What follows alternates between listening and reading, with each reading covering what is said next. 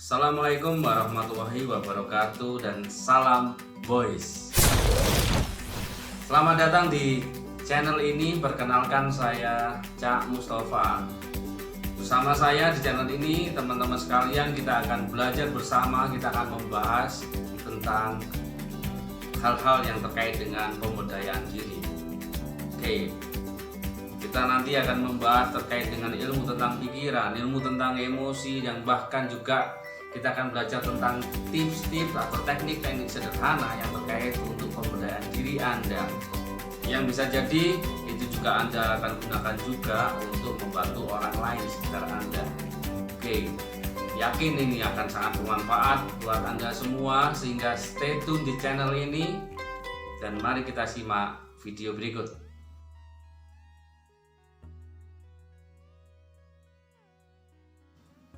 Rekan-rekan sekalian, sekali lagi terima kasih masih setia di channel ini.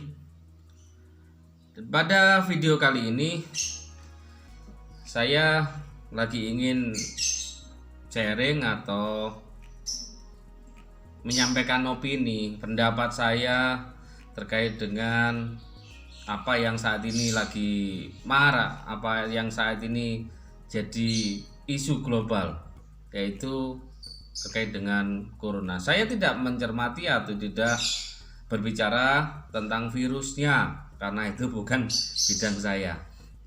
Oke. Di sini saya ingin mencermati tentang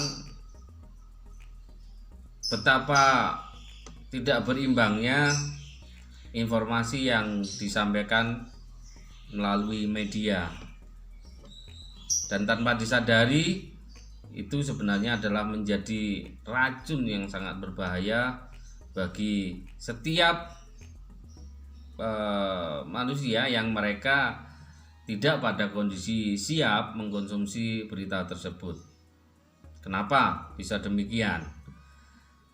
Kita lihat bahwa porsi kuantitas seberapa sering memberitakan berita-berita terkait dengan corona, terkait dengan berapa banyak pasien yang terus bertambah, kemudian disampaikan juga bagaimana kekurangan alat-alat kesehatan, kemudian merebaknya di berbagai negara, menimbulkan ketakutan dan kepanikan yang luar biasa. Setiap hari media mensuarakan itu, baik melalui televisi, baik melalui internet, baik melalui pemberitaan di media koran, radio, bahkan yang namanya ceramah keagamaan pun sekarang tak lepas dari isu corona. Menjadi hal yang normatif, menjadi hal yang relatif aman jika kemudian itu disampaikannya secara proporsional. Tapi yang terjadi ini sangat tidak berimbang. Jadi ini berbahaya sekali. Tentunya dengan pemberitaan yang tidak berimbang, konsumsi berita yang tidak berimbang, apalagi jika bercampur lagi informasi yang nggak jelas sumbernya, asal sharing hoak-hoak itu, tanpa disadari bahwa itu adalah informasi yang menjadi makanan yang masuk ke pikiran dan perasaan Anda.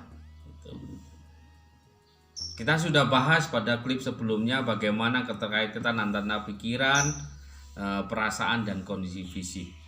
Pada saat konsumsi yang masuk ke pikiran Anda adalah terkait dengan berita-berita yang negatif, yang menakutkan, yang membuat Anda gelisah gitu. Yang terjadi lama-kelamaan kondisi fisik juga akan menjadi terganggu.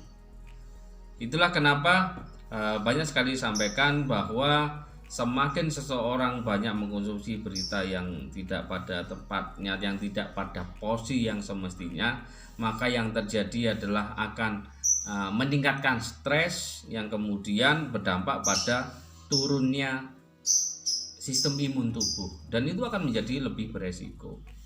Jadi yang lebih berbahaya lagi adalah pada saat jika Anda memahami bahwa konsep repetisi, bahwa sesuatu yang kemudian terinstall secara berulang, terrepetisi, ada pengulangan secara terus-menerus, itu lama-kelamaan akan terekam di memori bawah sadar.